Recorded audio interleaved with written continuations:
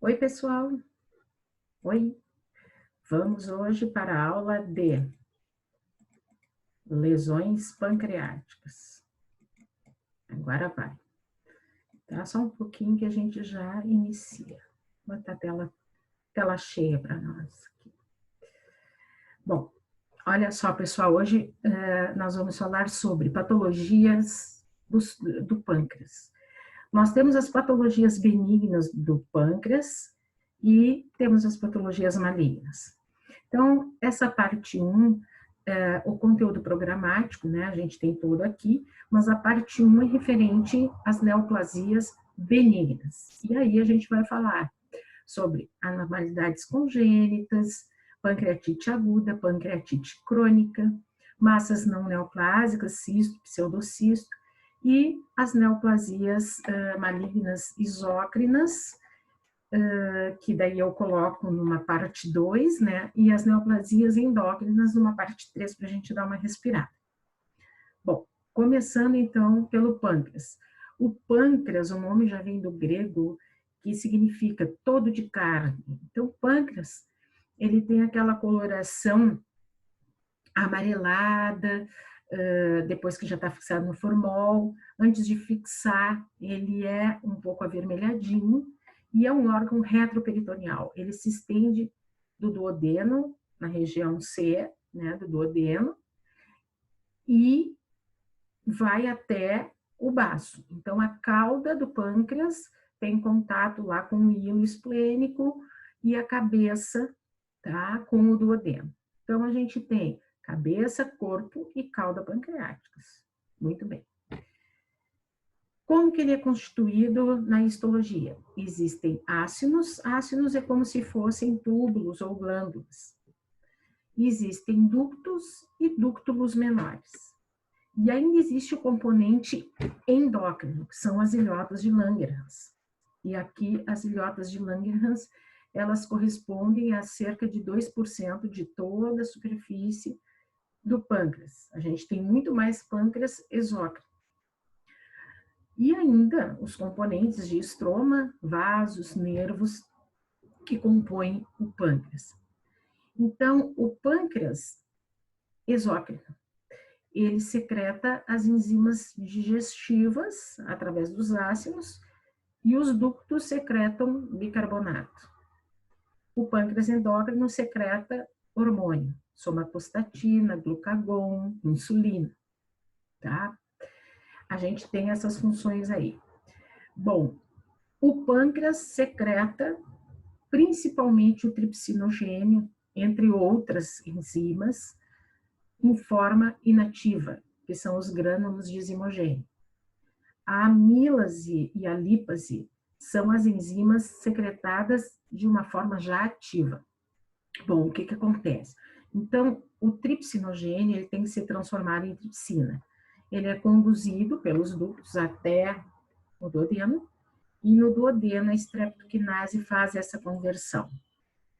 Ao mesmo tempo, existem enzimas que são responsáveis por um feedback, digamos, negativo, que imediatamente elas acabam inativando uma quantidade muito grande de tripsina que possa existir, tá? Bom, e existem também genes que controlam a produção do tripsinogênio. Isso a gente não pode esquecer, porque depois a gente vai falar a respeito. Aqui a gente tem o C, né, que eu falei, a cabeça do pâncreas, o corpo e a cauda. Para cá estaria o nosso baço. E a gente tem o ducto biliar, né, tem aqui o ducto de Wirsung, o ducto de Santorini, eles costumam se fusionar, né, na fase fetal. Então, a gente tem a fusão, uma fusão anterior, uma fusão posterior, e quando tudo dá certo, é assim que acontece, sendo que os ductos maiores, eles desembocam na papila. E um ductozinho menor vai lá num esfíncter menor do duodeno, tá? Muito bem, aqui nós temos a maior parte constituído por essas glândulas ou túbulos que a gente chama de ácidos. Aqui tem um ducto grande. E aqui as nossas ilhotas, tá? Isso é o pâncreas normal. Mais de perto, as células acinares. Por quê? As células acinares, elas vão ser importantes em várias patologias, tá? Assim como também as células das ilhotas e células de ductos. Bom, isso é numa outra coloração, onde a gente vê que tem artéria, veia, aqui um ducto menor e um ducto maior, tá? Bom, primeira condição que a gente vai ver são as anomalias congênitas. Elas são raras, tá?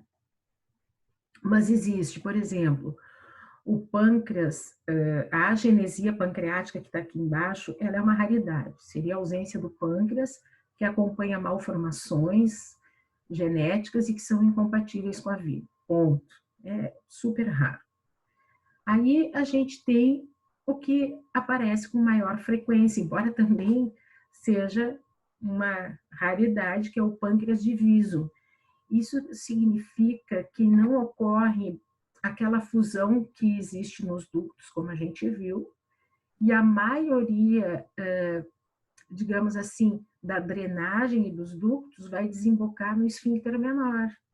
E só a drenagem da cabeça do pâncreas é que desemboca na ampola de Vater, tá? Uma das condições é que o pâncreas diviso, embora seja interrogado como está ali, mas se pensa que ele entra como um fator de risco para o desenvolvimento de pancreatite, tá? Mas é uma anomalia também que não é comum de ver. O pâncreas anular significa assim, o pâncreas ele forma em torno do duodeno um anel de pâncreas que produz obstrução duodenal, tá? O paciente pode ter distensão abdominal, pode ter vômitos, e isso significa pâncreas anular, é uma malformação congênita. Pâncreas ectópico, tá? Ou heterotopia ou coristoma, também não é tão frequente. Tá fechada a minha janela porque tem um barulho aqui, né? Mas o pâncreas ectópico, o que acontece com ele? A gente tem restos embrionários em parede de outras vísceras. E é muito mais comum no duodeno, no jejum, no ilho, em pacientes que têm divertículo de Meckel, mas assim, já vi em parede gástrica e já vi em vesícula biliar, tá? O que acontece? Ele pode produzir dor, ele pode produzir sangramentos, tá? E como existe, é um tecido benigno, mas claro que a chance dele também sofrer um processo de malignização existe, fora do lugar, mas existe. Geralmente os restos são pequenininhos, tá? Eles vão ter milímetros nos outros órgãos. E aqui é uma figura, porque ele faz essa voltinha, né, o pâncreas, mas o pâncreas anular, ele compromete toda a circunferência, como se fosse um anel causando uma constrição do duodeno, certo? Então, a gente tem essas patologias que são patologias, como é que eu vou dizer, são congênitas, tá? Depois, a gente entra numa parte que o pessoal gosta muito de perguntar em residência, em prova de residência médica, que são as pancreatites. Tá? Pancreatite significa um acometimento inflamatório do pâncreas, como está escrito aqui. Tá? E, na maior parte das vezes, esse acometimento inflamatório, ele inicia como uma autodigestão, um processo de autodigestão, de destruição do pâncreas pelas próprias enzimas pancreáticas, tá? Essa é o ponto principal. E aí a gente tem a divisão da pancreatite em pancreatite aguda e crônica, cada uma tem a sua particularidade. A pancreatite aguda, tá? O que acontece? Na pancreatite aguda, a gente tem um processo que se instala de maneira rápida e que tem um dano que a gente considera reversível, ou seja, a pancreatite aguda, ela é autolimitada. Uma boa parte das vezes, ela, digamos assim, ela não dá uma... ela não provoca uma alteração morfológica tão séria como necrose. Na maior parte das vezes, ela tem um edema. E aí, o paciente, claro, fazendo repouso, restrição hídrica, restrição alimentar, consegue reverter. Esse é o princípio, né? A gente tem uma rápida instalação, mas pode ser reversível numa boa parte das vezes. As principais causas da pancreatite são litíase biliar, alcoolismo, e tem outras causas, mas assim, qualquer situação que produza obstrução de ducto, né, e aumente a pressão, pode provocar uma pancreatite. A litíase biliar, por exemplo, ela é mais frequente em mulheres e obesos, tá? E 25 a 50% dos casos também apresentam coledoclitíase. O álcool, tá? Nós vamos ver na sequência, e ele é mais associado, assim, ao gênero masculino, tá? A gente vai falar bem dele. Agora, bem não, né? Mal, mas bem. Na verdade, se for pensar fisiologicamente, depois a gente tem a patogênese direitinho. Mas o que acontece é que existe ou uma lesão traumática no pâncreas, ou algum medicamento que aumente a pressão do esfíncter de Oddi, ou obstrução, e isso vai desencadear o quê? Vai desencadear aquele processo de autodigestão, porque vai ser produzido mais enzimas, tá? Existe uma conversão no pâncreas mesmo, né? Ela desvia e acaba convertendo no pâncreas o tripsinogênio em tripsina, né? E isso vai ativando outras enzimas, vai ativando as pré-calicreínas em calicreínas, e a gente tem ativação de complemento também, ativação de cininas, e aí se forma um processo inflamatório agudo, tá? Tóxicos metabólicas, a gente tem o álcool, tem a hiperlipidemia, o uso de fármacos, a hipercalcemia, tá? Porque a hipercalcemia produz precipitados de cálcio, certo? Como a gente falava na patologia geral, existe uma necrose gordurosa e os sais de cálcio, eles se precipitam, o cálcio, né, se precipita em sais de cálcio e forma calcificações tipo pingo de vela. O álcool, ou ele pode causar uma obstrução, né, do esfíncter por ação direta, tá? O álcool também tem um mecanismo de ação que seria através dos radicais livres que ele produz, tá? Existem causas genéticas, existem.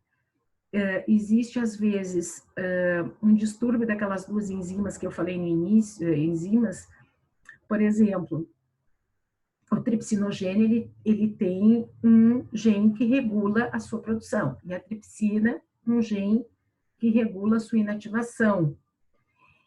Quando esses genes, eles têm algum problema, eles estão alterados, então a gente tem mais tripsinogênio e não tem um mecanismo de feedback e a tripsina continua funcionando, tá?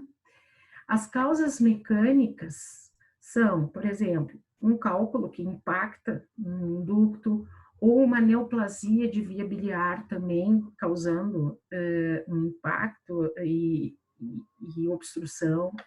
Algum tipo de trauma, por exemplo, quando fez uma CPR, acabou fazendo um trauma ali nos ductos. Cirurgia, tá?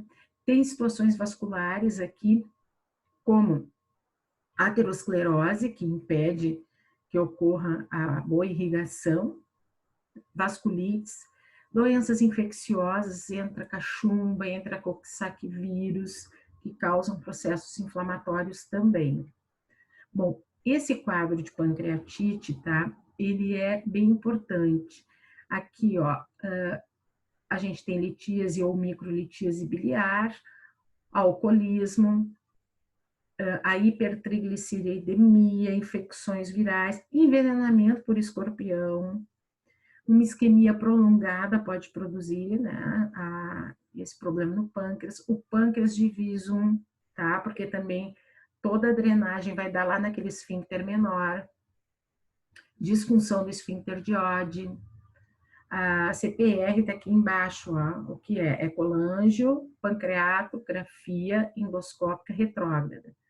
Os fármacos que produzem maior tensão no esfíncter de Oddi estão aqui descritos. Tem pessoas que usam azatioprina, estrogênio, furosemida, sulfas, tá? Todos esses podem atuar sobre o esfíncter e causar uma obstrução no pâncreas. Vasculite também, tumores periampulares, né? Perto da ampola, de Vater, estenose, ou ainda existe também uma pancreatite idiopática, não se sabe a causa e ela é mais rara, tá? Bom, aqui estava o que eu havia comentado sobre fisiologia. Nós temos a síntese de enzimas digestivas, no momento em que tem qualquer um daqueles fatores causais, e a secreção ocorre a partir de proenzimas. A gente tem fosfolipase, tripsinogênio, a elastase é importante, porque a elastase também ela rompe membranas celulares, a amilase e a lípase, né? E a teoria é a teoria que eu falei para vocês, da patogênese da pancreatite aguda. Existe um estímulo lesivo nas células acinares. Esse estímulo lesivo faz com que ocorra uma fusão dos zimogênios, tá? onde ficam as proenzimas, ela se fusiona com lisossomos, o lisossomo contém a catepsina e a catepsina vai fazer lá dentro do pâncreas mesmo a conversão do tripsinogênio em tripsina, ao invés de ir até o duodeno, acho que eu disse duodeno, né? No pâncreas, tá? Isso aqui ocorre dentro do parênquima do interstício, no parênquima pancreático. O certo era acontecer lá no duodeno. Então, todos os zimogênios acabam sendo ativados. E todas essas enzimas acabam atuando na autodigestão pancreática. Bom, se vê que tem a liberação e ativação inapropriada das enzimas que produzem destruição tecidual e processo inflamatório. Os mecanismos que a gente falou é a obstrução de ducto, lesão acinar e um transporte celular inapropriado. Todos esses três mecanismos, o próprio álcool já é encarregado de fazer. Então, o álcool entra também como um fator etiológico bem importante. Bom, se a gente tem proteína, tem proteólise, tem lipólise, tem hemorragia porque as células acinares são destruídas.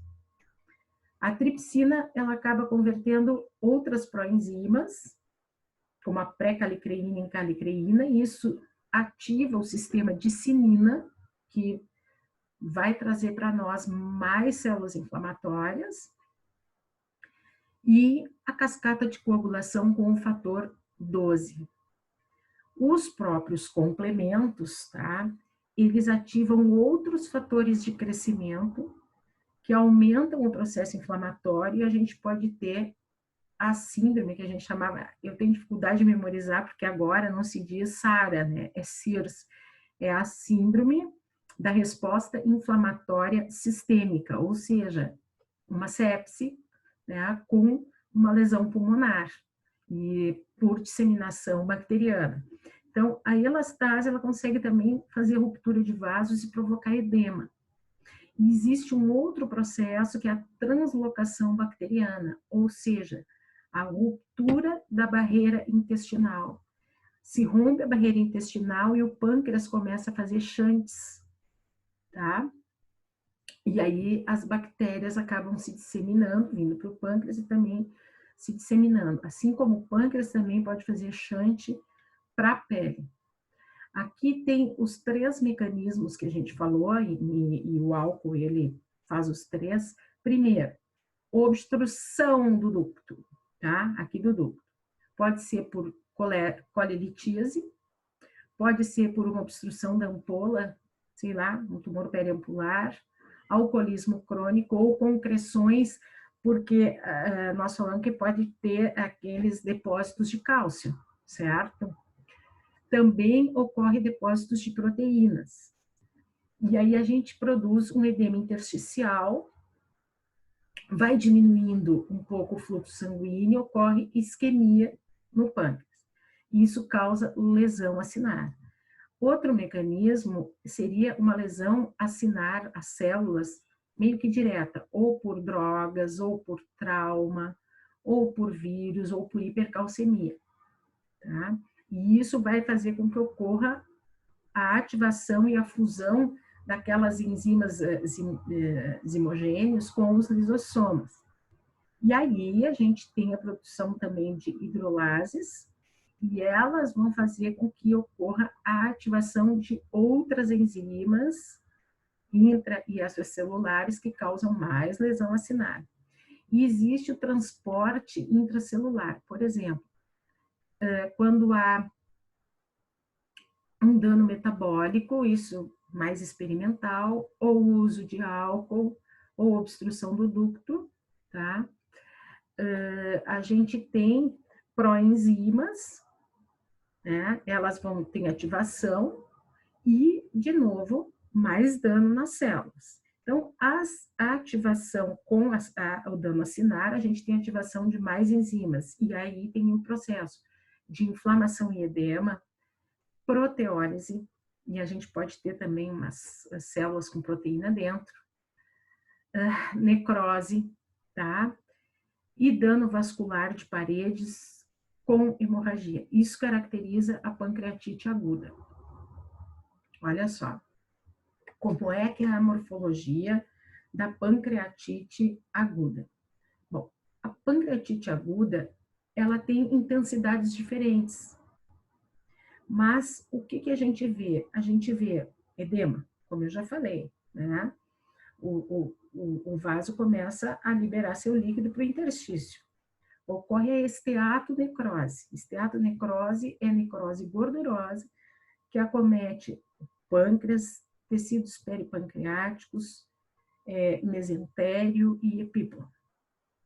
Ocorre um processo inflamatório agudo e difuso, tá? Com células agudas ali. O parênquima é destruído, até porque ele tem necrose. E ocorre hemorragia. Nem sempre ocorre essa síndrome da angústia, antes era angústia, a síndrome da resposta inflamatória sistêmica. Isso acontece em casos graves. A maior parte fica lá com seu edema ou uma esteatonecrose que consegue ser tratada. Então, assim, existem basicamente duas formas de pancreatite. Pancreatite aguda intersticial, que representa para nós 80 a 90% dos casos, tá? E o que a gente tem? Edema. Pouca ou nenhuma necrose, e ela vai ser autolimitada. Em 3 a 7 dias, né, o paciente consegue reverter esse processo. A letalidade é baixa nessa situação, tá? E existe a pancreatite aguda necrosante ou necrohemorrágica, aparece em 10 a 20%, e aqui a necrose é extensa. Em alguns casos, ocorre o quadro sistêmico, que eu falei, né? Que aí tem um processo inflamatório disseminado, coagulação intravascular disseminada, inclusive, que isso vai depois de 3 a 6 semanas que ainda continua com o processo. E aí a letalidade é grande. Como vocês veem aqui, é 30 a 60%. Este é um pâncreas, eu estou indo um pouco para trás, que eu estou querendo botar uma luz para nós, que está anoitecendo já, né? Então, assim, ó, nós temos o pâncreas, que vocês estão vendo aí, ele é amarelado. Só um pouquinho, pessoal. Eu vou acender a luz aqui, senão nós vamos ficar no escuro.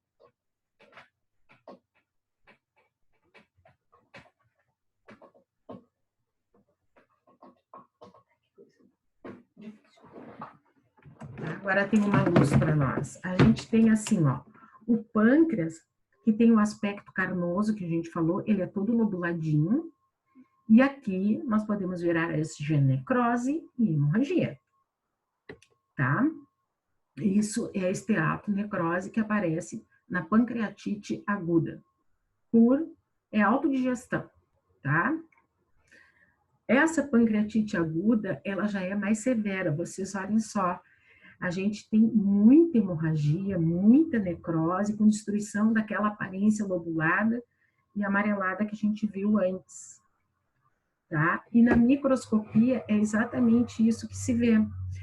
Vocês veem aqui, ó, que os ácidos, eles estão destruídos, tá? Existe hemorragia, existe aqui uma necrose extensa com inflamação que vem comprometendo o parênquima e uma necrose adiposa, tá? Em todo o pâncreas. E isso aqui caracteriza já uma pancreatite mais severa. E como que o paciente vai aparecer para vocês? A gente viu que a instalação é rápida.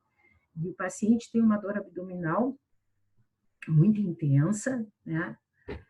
Geralmente no quadrante superior direito e mesogastro. E essa dor, ela é contínua e ela tem radiação lá para o dorso superior. Claro que o paciente vai ter náusea, vômito, anorexia, e, enfim. Pode ter icterícia, não é o mais frequente, cerca de 10% tem, tá? O paciente pode fazer um choque, pode chocar, ele tem sangramento, né? E o que que acontece? A gente vai ver que nos exames existe um aumento da amilase sérica e da lipase sérica. O paciente vai ter também glicosúria, né? Glicose na urina, e hipocalcemia, porque daí ocorre aqueles precipitados de cálcio. Como pode haver uma necrose tubular aguda, né? O paciente pode também ter sintomas de insuficiência renal aguda. Na tomografia, o que se observa é um aumento de volume do pâncreas.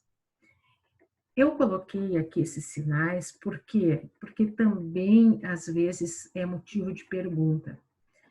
São epônimos, mas assim, equimose, o paciente pode fazer uma equimose no flanco. E isso é chamado de sinal de Gray-Turner, aqui teria um Y.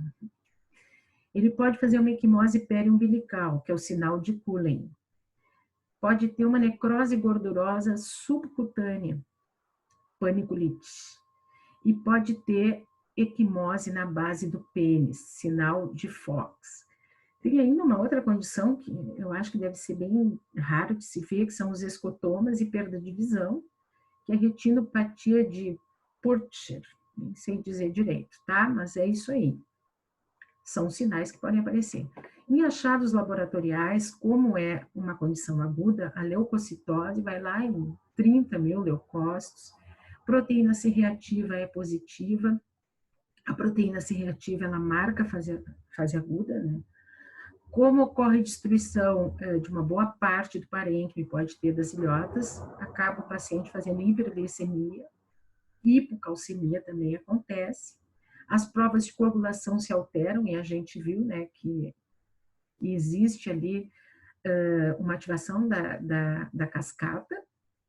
Provas de função hepática são bastante importantes, fosfatase alcalina, bilirrubinas, tá? TGO e TGP. Então, se diz assim, ó, que o TGP, essas outras enzimas, elas têm uma especificidade muito boa, em 96%. Então, se tiver acima de 150, a gente pode considerar como pancreatite aguda. Se tiver abaixo, não. A amílase, por exemplo, ela aumenta em 90% dos casos. Tudo bem. Só que ela começa a se elevar em 2 a 12 horas depois que inicia o processo e ela dura 3 a 5 dias. A lipase, ela dura 7 a 10 dias. Tá? Teoricamente, quando já faz um tempinho que o paciente tem, era essa aqui que estaria elevada. Mas o pessoal coloca que as duas junto vão ter 95% assim de sensibilidade para esse tipo de condição, tá? Complicações existem, né? Já falamos a pior complicação que acontece em casos muito graves, que é a síndrome de resposta inflamatória sistêmica. Leucocitose, coagulação intravascular disseminada, insuficiência renal e problemas respiratórios secundários a essa síndrome, isso aí fazem parte, todos esses aqui são componentes da CIRS, tá? Outra complicação que pode acometer o pâncreas são os abscessos pancreáticos e o pseudocisto pancreático, que eu vou falar na sequência o que é, tá? Como complicação da pancreatite. Claro que se tem aquela dor abdominal, que é uma dor contínua, uma dor muito forte, existem várias condições que podem vir na mente da gente, mas assim, a gente sabe que esses exames laboratoriais, eles vão ajudar muito. Então, o paciente pode ter uma úlcera perfurada, péptica, o paciente pode ter colilitíase, tá? São locais de dor. Uma condição que dá muita confusão é a isquemia mesentérica, por exemplo. Só que a isquemia mesentérica, o paciente vai ter uma história de algum problema cardíaco, tá? E esse problema cardíaco pode ter uma fibrilação, e isso pode levar a fazer êmbolos tumorais para o mesentérico, e que dão uma dor também muito aguda. Obstrução intestinal aguda, um infarto do miocárdio que pode ter essa dor, né, também, ou a dissecção da aorta abdominal, que dá dor abdominal, também tem irradiação, a gravidez ectópica, que também rompe às vezes a tuba e causa um abdômen agudo. Então, são condições que muitas vezes se tem o abdômen agudo e que tem que fazer o diferencial, tá? Vocês vão ver bem, provavelmente, na clínica, essas condições. Isso, então, a nossa pancreatite aguda, que na maior parte das vezes ela é só edematosa e autolimitada, podendo ser reversível, tranquilamente. Litíase biliar e cálculo entram como principais causas, fatores etiológicos. E ocorre por autodigestão, então, do próprio pâncreas. A pancreatite crônica, ela é um pouco diferente. Por quê? Porque o desenvolvimento da pancreatite crônica, ele é mais gradual, tá? E a destruição vai acontecendo aos poucos. Pode acontecer uma pancreatite em função da crônica, em função de repetidas pancreatites agudas, pode. Mas aqui entra o álcool, tá? Que é um dos principais. De novo, obstrução. Nós temos uma reação antígeno-anticorpo aqui, ou de autoanticorpos, em doenças autoimunes, por exemplo, a síndrome de Sjögren. E existe uma pancreatite hereditária, que é mais rara, mas existe, tá? Ao contrário da pancreatite aguda, que pode até dar mais em mulheres, não é? Existe um predomínio em homens na pancreatite crônica, certo? Aqui é mais homem. A gente tem também tipos de pancreatite crônica, por exemplo, a calcificante crônica representa mais de 90%. E o que se formam são os plugs de proteínas que acabam calcificando com o tempo e vão obstruindo os ductos pequenininhos. E o Wirsum, ele pode dilatar em algumas ocasiões. Pancreatite obstrutiva crônica, então, obstrução do ducto principal e dilatação generalizada da árvore pancreática. Essa condição obstrutiva, ela aparece mais frequentemente associada à obstrução do ducto principal, tá? E mais frequentemente por câncer dentro desse ducto. tá? Ou por um pâncreas diviso, certo? Que a gente falou antes lá. E existe a pancreatite inflamatória crônica, que não é nem calcificante, nem obstrutiva, que não tem os plugs de proteína, não tem obstrução e que aparece nas doenças autoimunes. Então, esses são os tipos de pancreatite que vocês precisam saber. Ela é uma pancreatite recorrente, em que ocorre destruição de ácidos, dilatação de ductos, tá? E pode ter mais para o final também a perda das ilhotas de Langerhans, um estroma com muita fibrose, tá? E isso vai caracterizar a pancreatite crônica. Então, essa é a sequência, pode ser ou por episódios de pancreatite aguda prévia. Existem os mediadores inflamatórios presentes aqui e citocinas pró-fibróticas, ou seja, citocinas que, na verdade, são fatores de crescimento e que promovem o crescimento dos miofibroblastos e, com isso, o depósito, né, de fibrose em torno. Então, o pâncreas, ele fica diferente na macroscopia. É um pâncreas duro, rígido. Quando se corta, pode-se ver ductos dilatados. Não se tem mais um ácido bonitinho. Pode ter dilatação ductal, fibrose e perda das ilhotas, como eu já falei. Opa, vamos passar. Tá? Aqui a gente vê que ele é bem duro, tem um certo grau de fibrose, mas a microscopia que é interessante, porque aqui ainda tem uma preservação um pouco dos ácidos, tá? Um ducto dilatado e aqui um foco de calcificação. A gente pode ter calcificação e pode ter plug de proteínas. Vocês estão vendo aqui, ó, isso rosa mais claro, é uma fibrose extensa, e aos poucos essa fibrose vai se instalando e os ácidos vão desaparecendo, tá? Aqui a gente tem, assim, uns ácidos já se desfazendo com túbulos para cá, para lá, e células inflamatórias, fibrose de pancreatite crônica, isso é um aumento maior. Mas quando se olha no aumento menor, vocês podem ver o que a gente está vendo aqui. Ácidos que já estão mal formados, se desmanchando aí, células inflamatórias, hemorragia, aqui tem muita célula inflamatória. E as áreas que ficam em torno dos ácidos aqui que sobram, são áreas de fibrose. É uma característica, então, bem importante.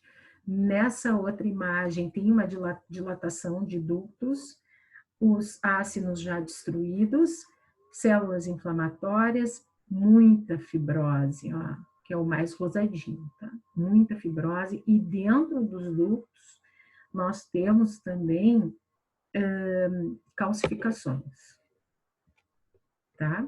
Calcificações. Então, clinicamente, a gente já pode ver o que vai ter, né? Porque tem destruição do parênquima.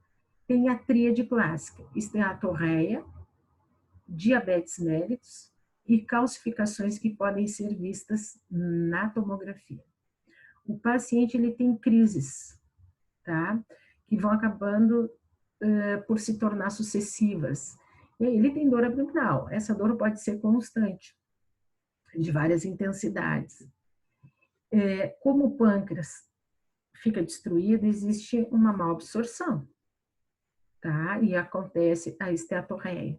O paciente começa a perder peso, fica desnutrido, tá? E a gente vê aquelas calcificações que aparecem aqui no exame. Isso que está bem branquinho são calcificações no pâncreas e que podem fazer com que a gente pense que seja um processo de pancreatite crônica, tá bom? As complicações a gente já viu, a secundária má absorção, esteatorreia, secundária diabetes, hiperglicemia, os pseudocistos, que nós vamos falar, a ascite pancreática, né, que acontece pelos pseudoxantes, formação de pseudoneurismas, que seria uma condição mais rara. As fístulas, essas o pâncreas acaba fazendo, tipo fístula externa.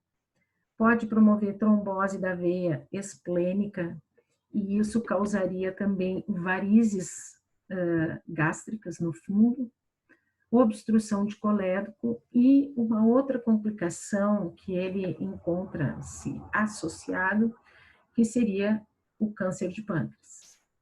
Tá? Então, a pancreatite crônica, ela tem esse fator etiológico aqui para o câncer, que é uma coisa muito chata. Eu coloquei sinais e sintomas para vocês lerem, né? Claro, vocês vão ter a clínica, como uma dor recorrente ou persistente, que seria um dos sinais mais frequentes da pancreatite crônica, PC, né? Usualmente no andar superior, pode ser contínua, pode durar horas, dias, pode ter ou não irradiação. A esteatorreia, que se vê quando se examina a gordura fecal, por exemplo, tá? É uma manifestação já um pouco mais tardia. Perda de peso, desnutrição, deficiência vitamínica também, que ocorre devido a má digestão, má absorção. Também por deficiência alimentar, já que existe dor pós-prandial, o paciente acaba não comendo. Pseudocistos, sinais de pellagra podem aparecer também, né? Ele pode ter estigmas de doença alcoólica, isso aqui seria a rarefação de pelos, o eritema palmar, como aparece na, na cirrose, né, alcoólica, ginecomastia, contratura palmar de Dupuytren, diabetes mellitus, que é também uma manifestação tardia, quando se perde também as ilhotas, né, desmotilidade gastroduodenal, certo? Então, o paciente vai tendo esse tipo de sintomatologia que vocês veem aí. É algo mais gradual, mais crônico.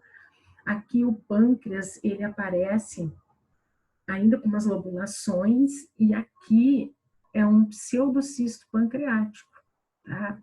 Deixa eu ver se eu tenho... O pseudocisto pancreático, o que que é? Por exemplo, quando acontece uma destruição do pâncreas, que se formam dilatações, calcificações, todos os debris celulares e restos celulares, porque foram destruídos, né? Eles acabam sendo, como é que eu vou dizer, fazendo um pseudocisto, como se diz, né? Ele forma uma cavidade contendo esse material, tá?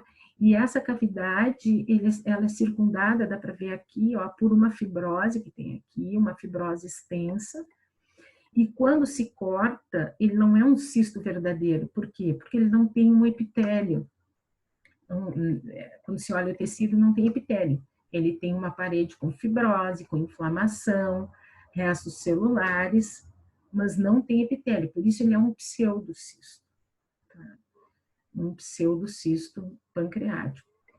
E aqui dá para ver, ó, a gente tem até um tecidinho de granulação, tem muitas células inflamatórias, tem estiócitos xantomatosos, que são macrófagos. Tudo isso compõe o cisto, como a fibrose, o pseudocisto, desculpa. A gente não vê um epitélio, nem epitélio colunar, nem epitélio plano, nenhum tipo de epitélio.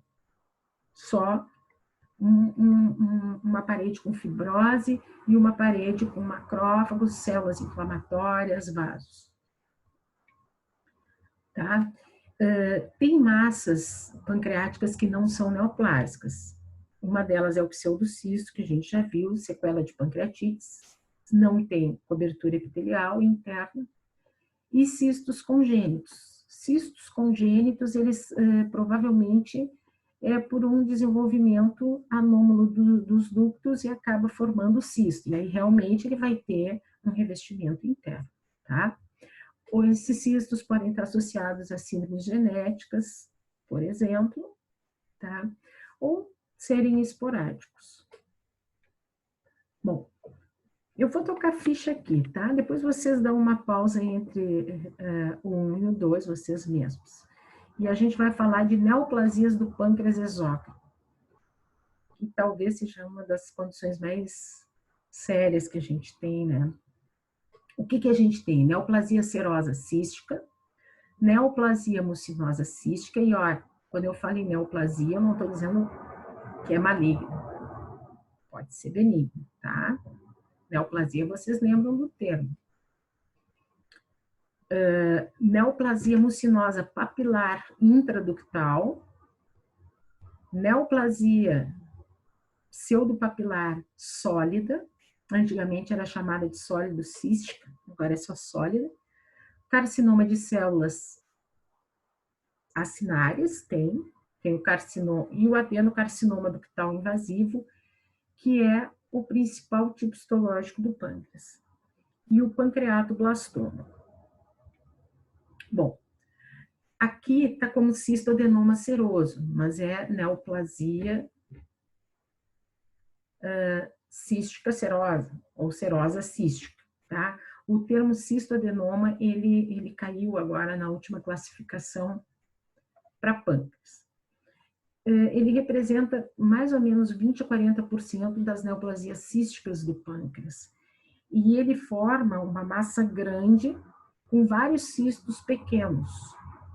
E esses cistos pequenos, eles têm um conteúdo, né, líquido, seroso, pardo, normalmente, e vai aparecer principalmente em corpo e cauda. Ele compromete mais mulheres do que homens, tá? E mais lá pela sexta, oitava década. Eles têm cistos muito pequenininhos, tá? Quando ele está no corpo e na cauda, ele é assintomático. Quando ele está na cabeça, aí sim, ele pode causar dor e icterícia, tá? Por obstrução. Esse cisto, ele é composto por células cúbicas, rica em glicogênio, tá? E tem uma associação com a inativação do gene do VHL, da doença de von Hippel-Lindau.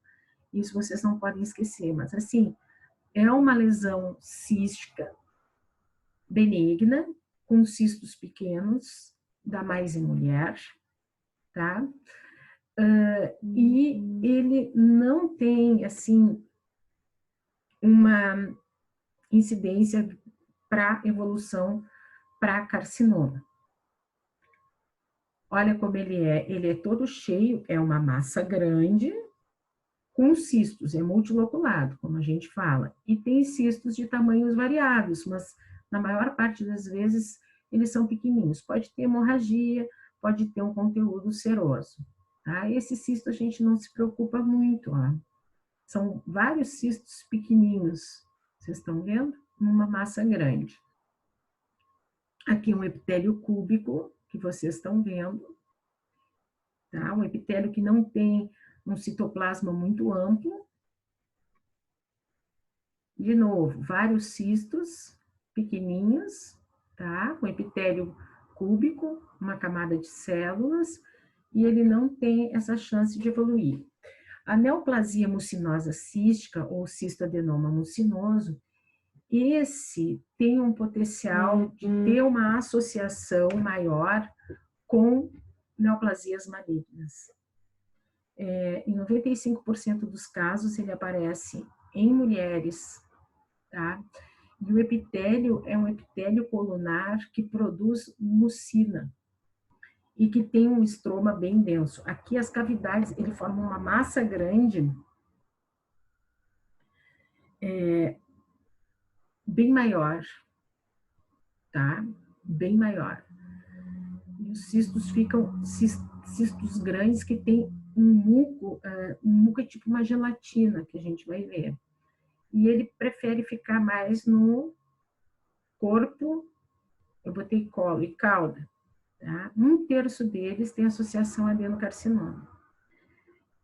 E existe, por isso que ele tem esse potencial maligno, existem mutações do gene RAS, que é um oncogene, do P53, do RNF43. E por isso, quando a gente recebe um cistoadenoma mucinoso, a gente chamava tanto assim e agora não é mais, né?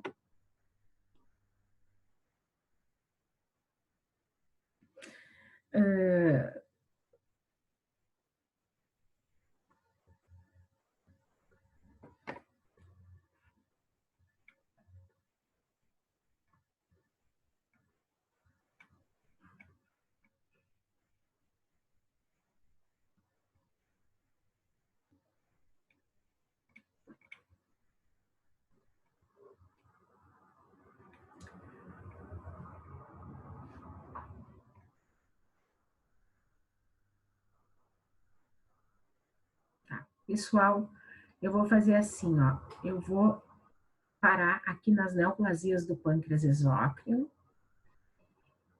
e depois a gente recomeça, tá bom? Vamos parar aqui.